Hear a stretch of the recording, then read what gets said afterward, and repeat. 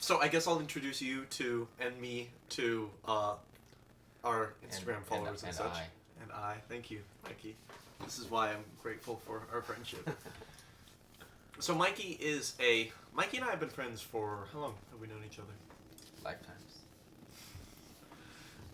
In this lifetime, I think about 6 years. Yeah, I remember the first time I met you in Austin, Texas. At a coffee shop. I remember that. And you'd seen Sound Self at Burning Man. I was a big fan. So Mikey and I I don't think there are that many designers in the world who think about design in the way you and I do. Right? We're special. We are pretty special. But I mean it, and part of what I'm doing with the new company is looking for the people who are looking at design in the way that you and I are, because I think there's something, I think there's something, there's no way to say this without, blowing my own asshole, but... Well, I'll say it, which is sure. The reason why I originally tracked you down is because you were doing something that I had been really dreaming about in terms of this intersection of technology and consciousness and psychedelic experience that very few other people had been doing, and it's something that I've been calling unbiased feedback. Mm-hmm. And this is there's a much bigger design space that we're both excited about, but this is actually a particular design approach, and the idea is that instead of what you typically do with technologies, imagine a Fitbit, where you have a particular goal and you're trying to get someone to that goal, because that goal means you're going to be a better person, means you're going to be healthier, means you're going to be happier, means you're going to be better off. This is completely different. Sound Self takes who you are in that moment as perfection. And the idea is actually just to build a relationship with yourself. Well, so this is interesting, because this is actually, I've been thinking about, so unbiased feedback, and I know we've been talking about, sorry, keep going with what you were saying, and then I'll interrupt with this thought. So, unbiased feedback, the idea is, in Sound Self, you sing, and then what you get back is harmonization with your voice, and a whole psychedelic light experience.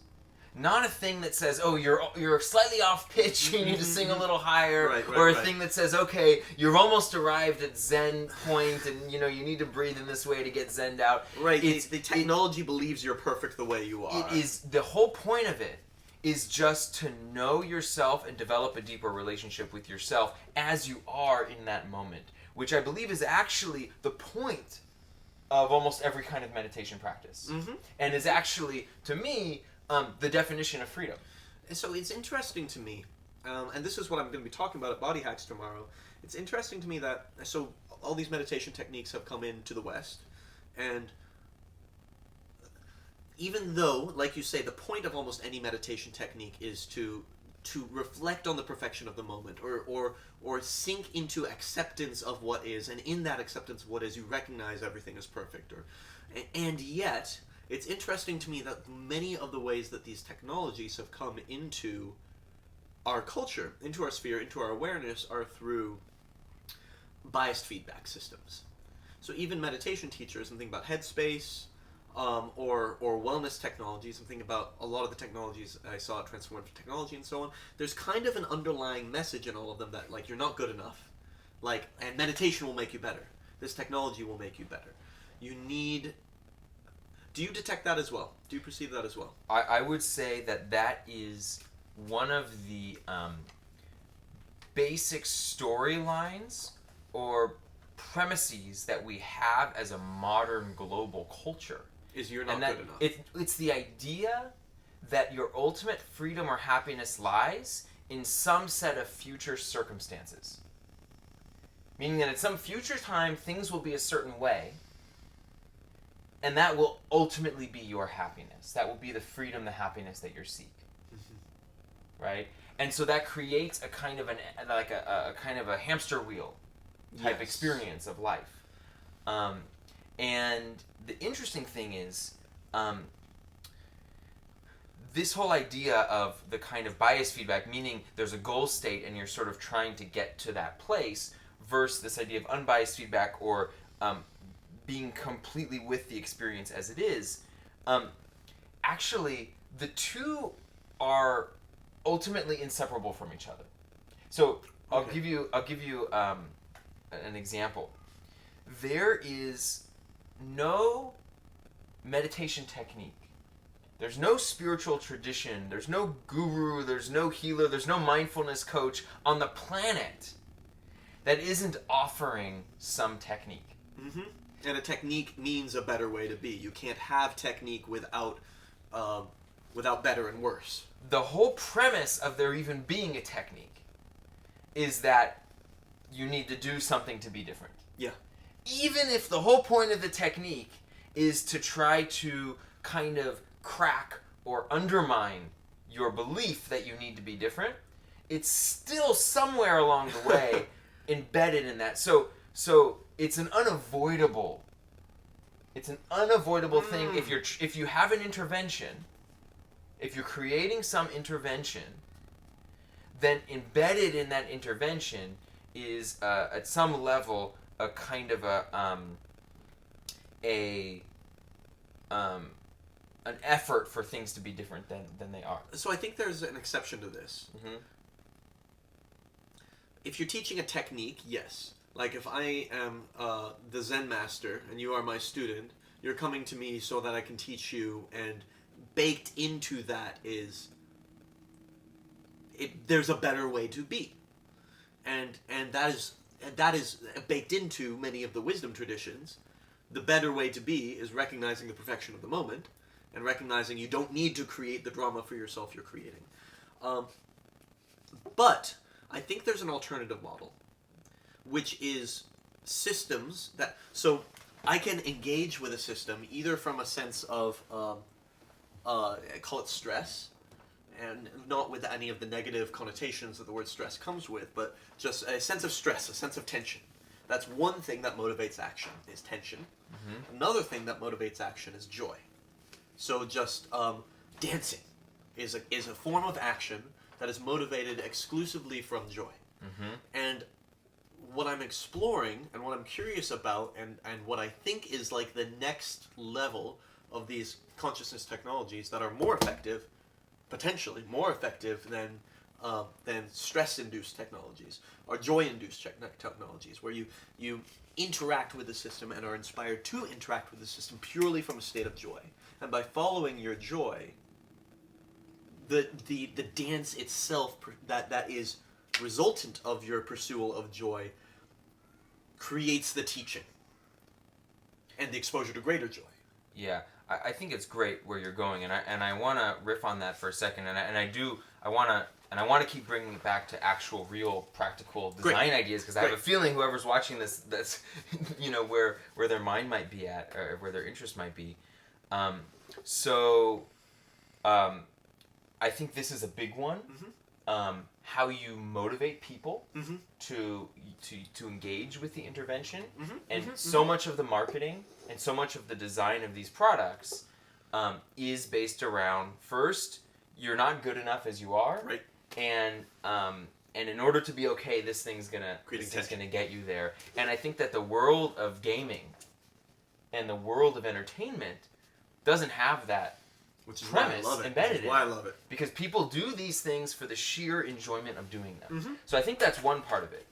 And then I think the other part of it is, what's the result? How do people feel when they're done? Yeah. And so you can design a well-being technology which doesn't actually ultimately make people feel better in a deep sense. You can design a technology that just keeps people grasping for more, mm-hmm. keeps people mm-hmm. looking for the next thing and the next thing and the next thing. Just to ground this in reality, can you name some examples of things that might not seem to be that, but on some deeper level are keeping us grasping? Yeah. So, the way that I would say it is you get what you optimize for. So if you take a look at something like a Fitbit. Yeah. Right. Fitbit's a great example. I think that what you can actually achieve is a kind of behavior change where people will do more movement because they've gotten into a sort of competition with themselves or competition with other people. And I think that more movement in someone's life is a good thing, right? And so I wouldn't say that this is somehow a harmful intervention or a bad intervention, but then you could ask the question of how and why are they motivated to move more, and is satisfying that motivation actually, in a deep sense, making them feel more complete and connected to themselves. So, for example, if they are motivated by the idea that that they're not beautiful as they are, right, and in order to be of value and to be loved in this world, they have to lose some weight, and so this ends up just becoming a tool to feed that insecurity. Yeah. Or even in meditation technologies, I see this with the mind, and the mind becomes the memory. You need to silence your mind, which lends itself very, very quickly to a kind of self-sabotage. So I think that the challenge is always how deep can you go? How deep can you go? And I don't think there's ever an end to it. But I think that there's a challenge as designers of tools that are trying to be transformative, that are trying to really support people, to really continually ask that question of, can we get to a deeper root of where the conflict or fear or resistance is in someone's life that keeps them from being free and being happy? And so right now, I think I'm kind of sitting on the button, or my whole mode of being and operation and creation in the world right now is sort of on this nexus point between the biased feedback loop and the unbiased feedback loop. Yeah.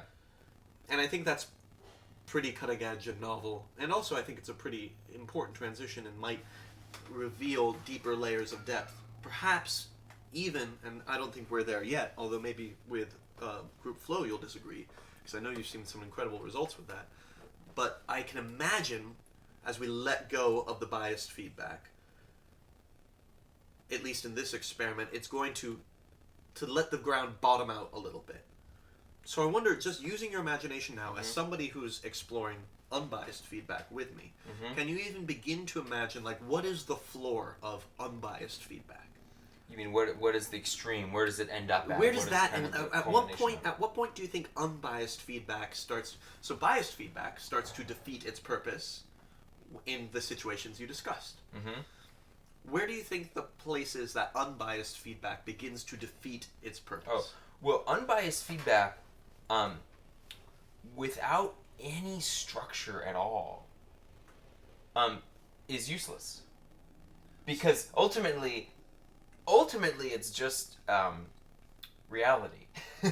In a sense. It's and because actually it's not actually possible to design a system really without bias. Yeah, you're right. And no design system is purely unbiased. Because even when you decide where to put a sensor, or you decide what colors to make the feedback, or what geometry to use in VR, it's already biased. It already has some kind of directionality to it. But if you just put someone in unbiased... In fact, if you think about design itself, design is a system of biases. Oh, absolutely. You're creating a certain structure that automatically guides people in a certain direction. And what we found with group flow, and to explain really quickly, group flow project can take up to 24 people, can measure what's happening in their heart, in their breath, in their brain, and can turn that into sound and light and music. And we have over 50 channels of audio that we're working with simultaneously. We have a 500 LED spherical display. We 50 have channels of audio. What are you doing with the... So we have... every single person in the room has headphones. Yeah. And then we have all the sensors actually run through So can audio. you paint a picture for me? Yeah. I'm coming in to experience group Right. flow. What do I experience? So you would sit down in a chair. Mm-hmm. You'd be sitting in a circle with a group of other people. We'd connect you to let's say a sensor that measures your heart, to give you an example. And then sitting in the other side of the room would be a facilitator. And the facilitator's some trained meditation teacher or guide of some kind. And we'll begin to walk you through some kind of practice. We have over 50 different experiences we've created using group flow. And so I'll give you a quick example. So through your headphones, you're, with your eyes closed, being guided through a meditation to help you connect to your heart.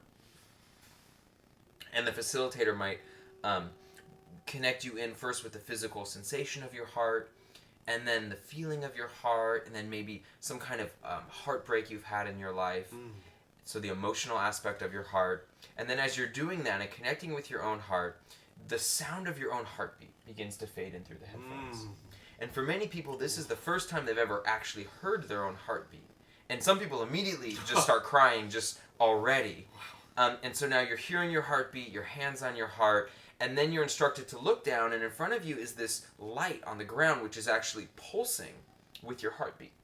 And we kind of go through almost like a ceremony where you imbue this object with a sacredness. So you reach down and really carefully, really gently, you scoop up this light, which is pulsing with your heart, and the facilitator is sort of guiding you to imagine you're actually holding your heart in this hand. And so now this object has almost this like sacredness to it. And then things get really kind of intense and vulnerable, because then you actually turn to your neighbor and you haven't even, you're not looking at them yet, you're just looking down, and then you notice, okay, there's another heart right here, another pulsing heart in someone else's hand, and then the facilitator counts down 3, 2, 1, and on 1 we actually trade hearts. And now when we trade hearts, not only do we hold each other's hearts, but now our audio swaps. It crossfades. And so now you're hearing my heart, you're holding my heart, and we're not even making eye contact yet. We're just I'm looking at your heart, I'm hearing your heart, and I'm just connecting with this, the intensity of it. And then we look up and we make eye contact after all of that. Oh my God, and Mikey. and people really feel sort of the humanity of this other person, and so we have a lot of things like that we do, from like breath stuff and movement to sharing your heart with the whole room as everyone else practices loving kindness towards you, so all this stuff. But this is a long-winded way of explaining that if you just sit someone down and just show them their heartbeat without any real context or structure, it's actually not that meaningful of an experience. Yeah. Right? Yeah, I think many of us have seen that. You go to a doctor's office, here's your heartbeat. Right. And so much of why this works is because of the bias that's created, because of the nudging, the sacredness that you're creating, and the nudging in a certain direction, an idea that we have as facilitators of what would be beneficial or therapeutic direction for people to go. But there's an interesting thing happening here, because there is a bias and there is a should, but it's like that should and that bias is carefully absorbed by the facilitator or the designer to leave the space for the, we'll call them the player, or what's the word you use for a person experiencing? Participant. So to leave the participant in a space, this is almost the definition of yang and yin. You know, the yang creates this structure and space, a healthy yang-yin relationship. Yang creates the structure and space so that the yin can flow, right? So you have a hard boundary here between the role of the designer and the role of the facilitator versus the role of the participant, right? And you're taking, it seems to me, correct me if I'm wrong, it seems to me like you're taking all the biases and you're pulling them onto this side of the proscenium. Right, and I think what you're observing is that we are trying to, what we're trying to do is guide people towards an unbiased experience. Yes. And I think that's the key thing, right? Yeah, you can't, like, it's impossible to design an unbiased intervention, but the question is how, and there's the name for this, how much biofeedback-induced anxiety, which is a term. Biofeedback-induced anxiety. You're going to have to tell me more about this. Are you going I haven't heard of that. Are you going to create... Biofeedback-induced anxiety is the kind of anxiety you get when you put on a a device that measures your heart rate variability or measures your brainwaves or measures whatever, and then tries to get you somewhere, and then you realize, shit, I'm not there. Yes. And then I need to relax harder. Yeah. And then that makes you more stressed, and it's a negative feedback loop. And so, first of all, we experience this all the time in our lives, right? Oh shit, I have a deadline. I've got to like try harder to write these emails or to write this report or to do this thing. and really, what you need to be in is a relaxed flow state to do your best work. But the more you try and the more you stress about it, the less capable you are of getting shit done. And so it's kind of has a parallel to life there. And so really the idea is, how effectively can we get people into a place where they are permissioned to just be openly and lovingly with what's there? Because for me, that's actually the deeper teaching for a lot of these technologies, is to be able to actually just be with our experience as it is, openly and lovingly. And that's what's we call presence, or or an aspect of mindfulness. It's not all there is in this spiritual world. There is a usefulness to cultivating certain qualities of experience as an active process, but the foundation always needs to be this kind of loving embrace of our experience. Otherwise, it becomes a stressful grasping. Right. The doing and the bias almost can't help but create sort of a flywheel. It seems to me. Yeah. And this is why I think the entertainment direction is one of the most promising directions for the whole transformative technology space. And there are going to be a lot of directions. You're going to see a whole emergence of prescription technologies for everything from depression to anxiety to PTSD.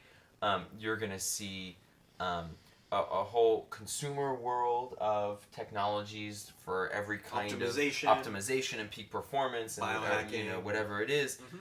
But the space that you've been pioneering for a while, where gaming and entertainment come together with what I would call skillful interventions or skillful means to support well-being, that's going to be killer, because if you do that right, what that means is the more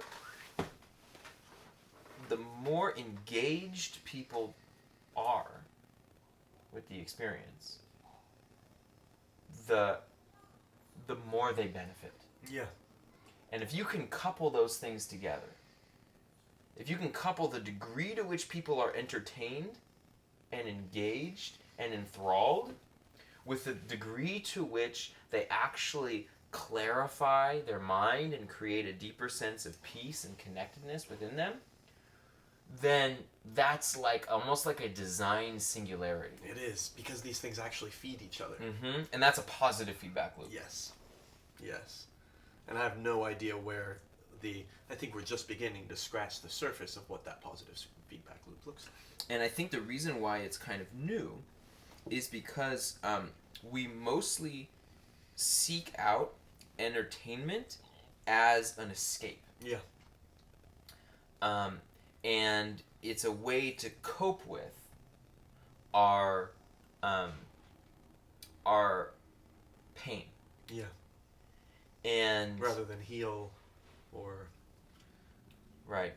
And so you're sort of turning the whole thing on its head. The coping mechanism becomes the healing tool. Well, and that brings up another question for me. So I think our kind of modern life cycle of our lives is we have our productive lives, and then we have our sort of recovery lives. So you can imagine I think it's probably a pretty typical cycle for an American. You go to work 40 hours or 50 hours a week. I mean, and a lot of Americans work crazy hours, called 60 hours a week. And you take that time off, you've built up so much pain in that and you had nowhere to put it while you were working. Mm-hmm. So you've pushed it into your body. Yeah. And so that builds up into trauma and disease or something. And then on the weekend and in the evenings, you need to escape. And so you go into distracting entertainment, you maybe drink, and then you repeat the cycle again. Yeah. That goes on and on and on. And it's... so what I'm talking about here, what you and I are talking about here is healing a part of the cycle, which is the sort of entertainment and distraction part, and say like, okay, so maybe you still have your stressful work week, and you come back, and instead of these being distractions, they're things that actually heal you, nourish you. But what's becoming clear to me in this conversation is that's only half the pie. There's probably more pieces of the pie that we're not even seeing right now, but Other parts of the meal. sure. There's the yeah. You've got your latte and your but let's just focus on this Yeah. pie for a second. What do you think? And I think this is like a really beautiful solution that we're beginning to explore for this Mhm. part. But what do you think about this part of it? The work process that gets people pushing. Like, how can we bring these sorts of modalities, say healing modalities or values, the value of presence, the value of coming into stillness. How do you think we bring that into this other, call it our productive side of our life? Mm-hmm. Because this side, actually, this is the yin-yang right there. Right. The yang is us producing, the yin is us recuperating or distracting. So what do you think the healthier or the more mindful, how do we heal that whole pie? A simple question. Ron. Yeah, thanks. I honestly don't think that there's one answer to that. I think that it's a reflection of an entire human system Mm-hmm. that is not designed to support flourishing, Yeah. not just of human beings, but of our planet itself. Mhm. We live in an extractive, disconnected culture. Yeah. And again, it's not every part in every way, but that's a prevailing quality of experience. And it's also easier for us to see the wounded parts than to see the golden parts. Totally. But we are looking at this wounded part. And so my sense is if we keep talking about it and we keep narrowing it down and honing it in, what these conversations always end up at, for me, is the same spot. Mm-hmm. And that same spot is for me and you and whoever's watching this video to find the way in which they are most inspired to create and express themselves in this world. And to, over time, iteratively learn to express themselves and create from a deeper and deeper and deeper place. And I'm a big believer that if we can all do that, that what we create, whether you're a politician or whether you're a teacher or whether you are a technology designer, that what you create will then perpetuate that in the world. It will be a deeper expression of that depth of who you are and that deeper sense of purpose and love and connection that you're expressing from. You say purpose, and that feels to me like, since founding this company, I've been so alive with the purpose thing. And again, looking at this pie, or this yin-yang, I almost wonder now if when you heal the yin, as we're sort of talking about doing with entertainments, I wonder if that almost can't help but heal the yang side as well, because once you start really touching into yourself and using your, call it leisure time, to meditate, to connect deeply with other people, to be really present, it's hard for me to imagine a person doing that and then continuing, because doing that is a process of coming to love yourself. And I don't think you can do that and continue to self-sacrifice and commit the kind of God, these are such huge words, and I don't like using big ugly words like this, but it's what's coming through me, the kind of slow suicide of the work cycle in our culture. I almost imagine or I do imagine, if you are actually loving yourself in this way, even if you don't even realize you're doing it, you're just engaging in more loving entertainments, more loving relationships outside of work. I can't imagine you doing that and continuing to. Here's what I found. I can give myself as an example. What I've found is the chunks in my life, whether even if it's during a day, like again a given day, when I'm doing the stuff that is really tedious and annoying and is really clearly not in alignment with my deeper joy, with what really is nourishing for me, which what brings me alive. When I'm doing those things, and then I'm kind of like drinking too much caffeine, and I'm kind of all up in my head, and I haven't done any stretching or anything that day. There's a very high likelihood that I'm going to get home, and the first thing I'm going to do is grab my phone, and I'm going to veg out. Oh on yeah, YouTube. Totally. And with a bucket of ice cream next to you. Yeah, it's like I'm going to have some snacks and chips or whatever it's going to be. I know that cycle. And and it's a really clear pattern. Pick a fight with your lover or something. It's also really clear when I am feeling really connected. Let's say I'm with another person that I love a lot, and we're like just really with each other. Or I'm at I was at an amazing dance experience the other day in San Francisco, or after finishing like a meditation retreat or something like that, where you really feel deeply connected to yourself. There's no impulse in that moment to grab my phone and veg out on go on a YouTube binge. Yeah. The impulse is just not there, and so my sense is that it's like what we're seeing, especially I'll be specific in the kind of addictive tendencies we have around technology. It's not just the design of the technology that has that influence. It's the fact that the lives we live and the way that we feel kind of demands coping mechanisms. Yeah. My bookmark here, what came to me here is, I think this is why, so like let's say let's say that the cycle you described there, you're over-caffeinated and so on. Let's say you're not Mikey, or maybe you're an earlier version of Mikey, and that's just your life. So you spend your life going into your phone, and that version of Mikey is not going to like, hey, that version of Mikey, why don't you go to a yoga class? How do you respond as that version of Mikey? Oh, if I give myself that advice? Yeah.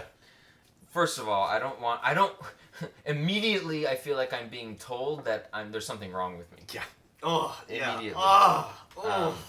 And I don't like that.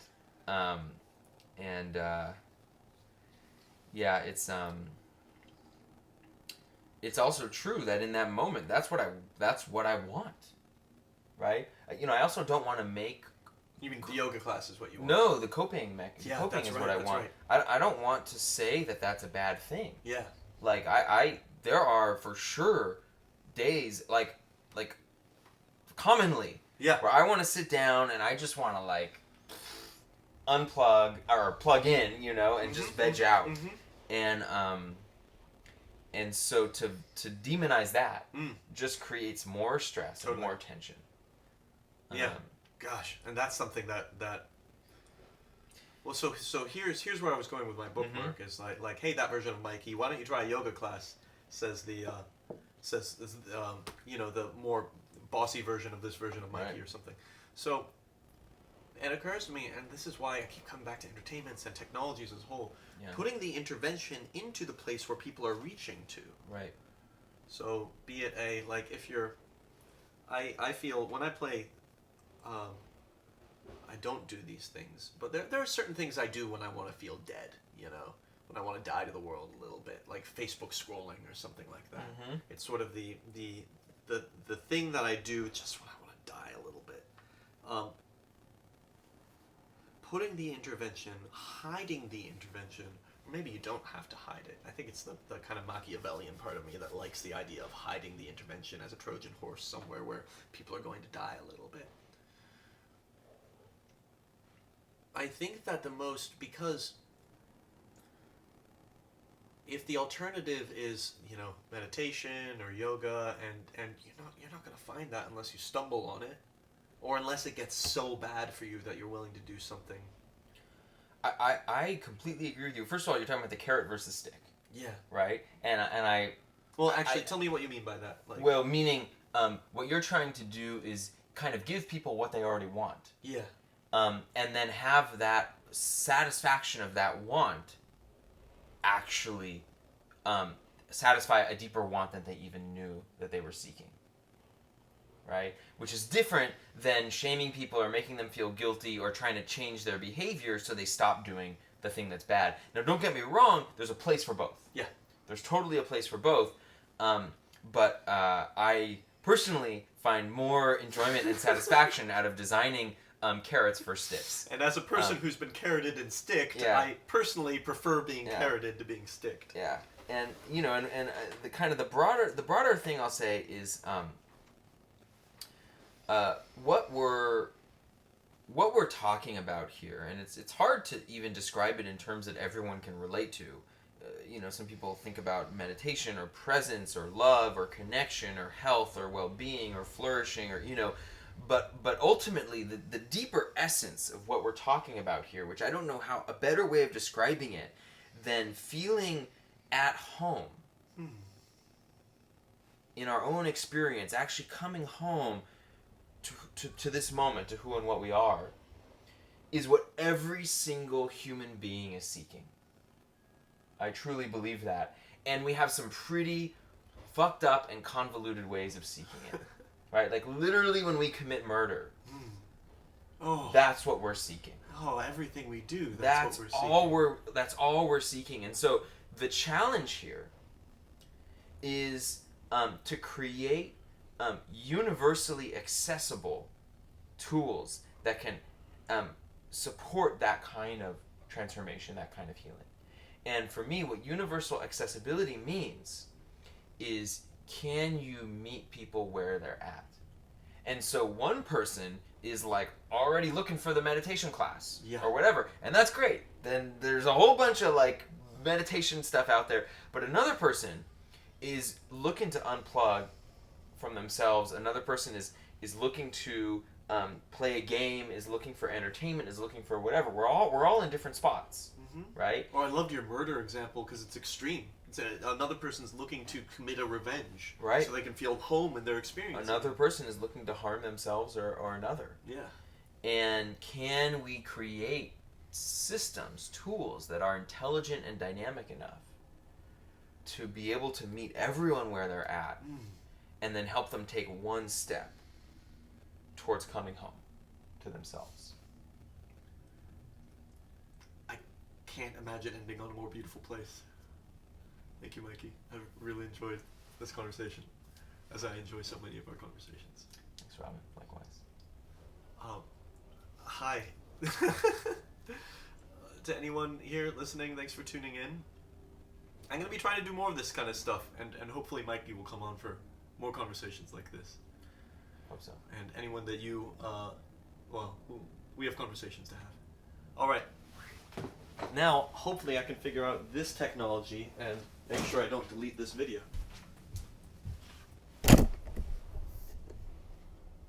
Okay. If I say end, you want to wave bye, Mikey?